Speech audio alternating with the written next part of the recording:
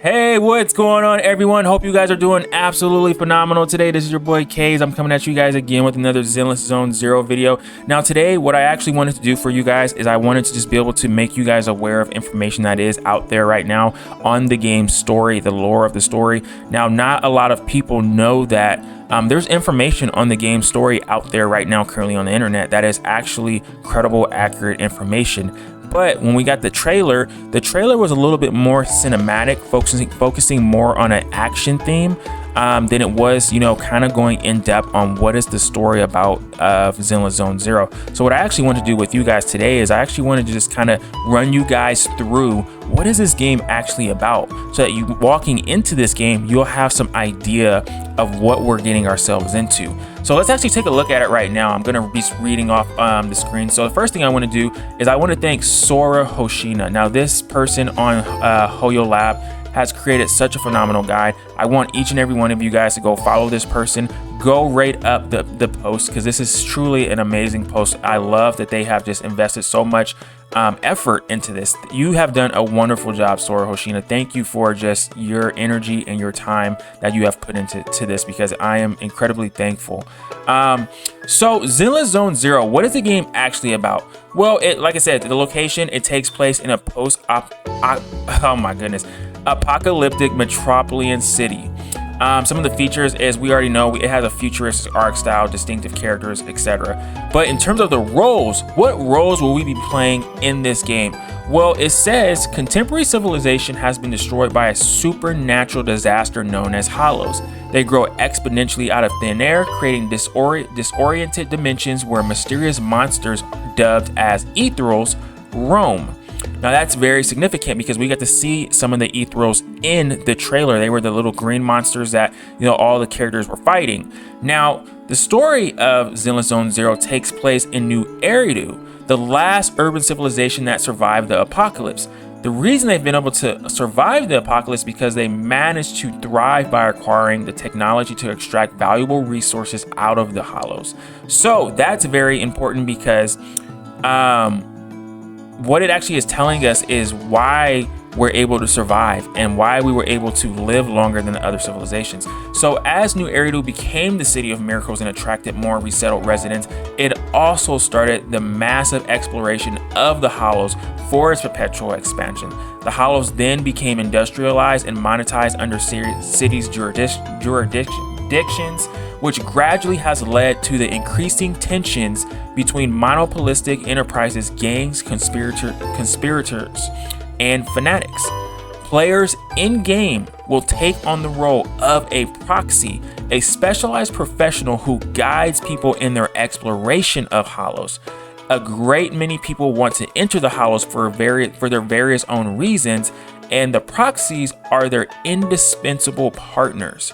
Players will help them explore the hollows, battling their enemies, achieve their goals, and in the process, learn more about the story. So this is really key about the story, because it goes into depth around what is actually occurring. Now, in the trailer, we had seen multiple different characters, but as it mentions here, everyone has their own reasons for why they will want to enter into a hollow. But we also have to remember that New Eridu is the last civilization.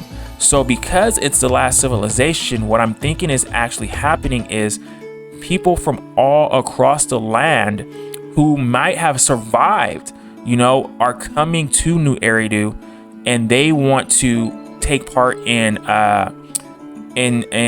exploring the hollows and for their own reasons. So it's gonna be. I'm gonna hold it off to the end, but there's a story that's out there that's very popular. I think it was broadcasted on TV that everyone will know about this, and it was through a video game too that I'll talk about later. But here are some of the main characters, the proxies. We got to see these characters. These are the characters that we will be playing as.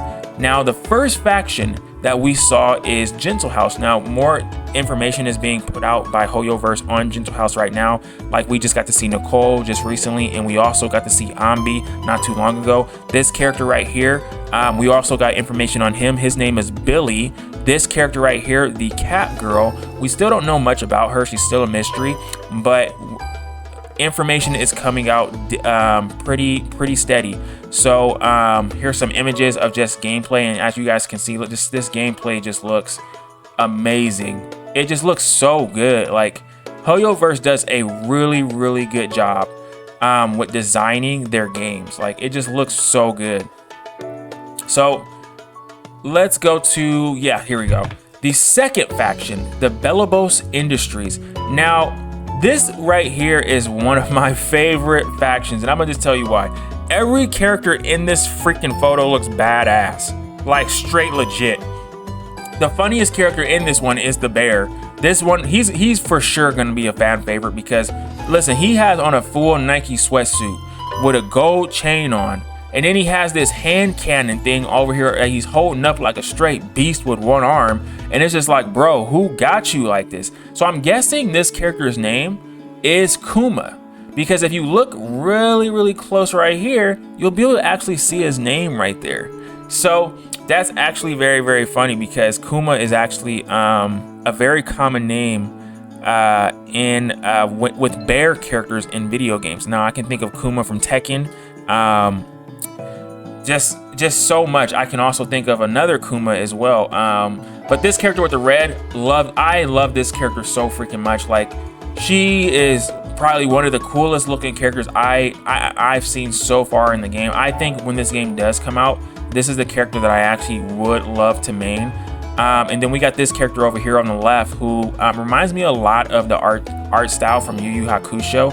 I just love the hairstyle. Just it looks amazing. He has this what looks to be like kind of like a drill weapon, and I just can't wait to get my hands on it. It's just gonna be such phenomenal. Now this third faction is one of the factions that we don't have much information on, but these characters, when they were shown on the screen, people went crazy. Absolutely crazy. Now, I do know that this character right here with the sword, her name is Unagi.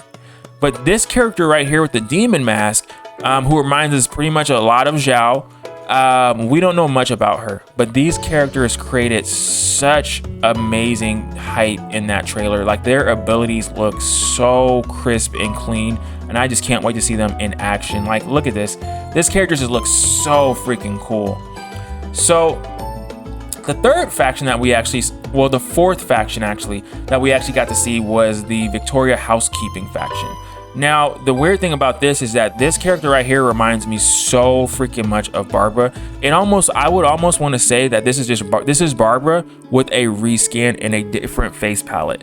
Because if you really think about it, like, pigtails, you know, very similar clothing style. But overall, it's pretty much the same character. The only difference is that this character is holding a polearm weapon, and she has a pointy end on the end. And then this character right here on the right, this character has generated so much hype. This character is for sure a fan favorite, because if you go into the fan art section into the Discord, all you're gonna see is tons of artwork of this character. Now, this character resembles a butler, but he has the form of what looks to be like a wolf. And he just has a face mask, and I'm not gonna lie, he looks sick. So what we're actually gonna look at now is some of the monsters. Now, these images were new to me when I first had seen them, because there's just not, you can't really find them that easily if you just type it in on the internet. So thank you to, once again, for Sora for putting these images up. But these are some of what the monsters are gonna look like in Zenless Zone Zero. So just very unique design. You know, Hoyoverse is great with their designs. Look at this, just looks awesome, dude. Like, I just can't wait to play this game. And this is right here some of the locations of what the scenery will look like in Zone Zero. So it matches what the story is actually about. Like they said, you know, the land has been destroyed by these things such as hollows, and it's been producing what you can see right here in the middle.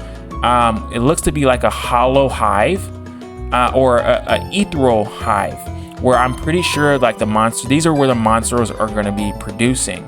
They're going to be coming from. So you can see it much more clear right here on the left. And then you can just see how the land has just been destroyed. And, you know, there's not much people. It looks deserted. Right here, this is what I really love. This is the part right here that gave me the most Persona vibes. this town reminds me so much of how the town in Persona 4 looks. It kind of also in certain areas gives me the Persona 5 look, but this right here, it looks so much like Persona 4. It's I could just tell. I'm like, dude, this has to be inspired by Persona 4. Like, this looks literally just like it.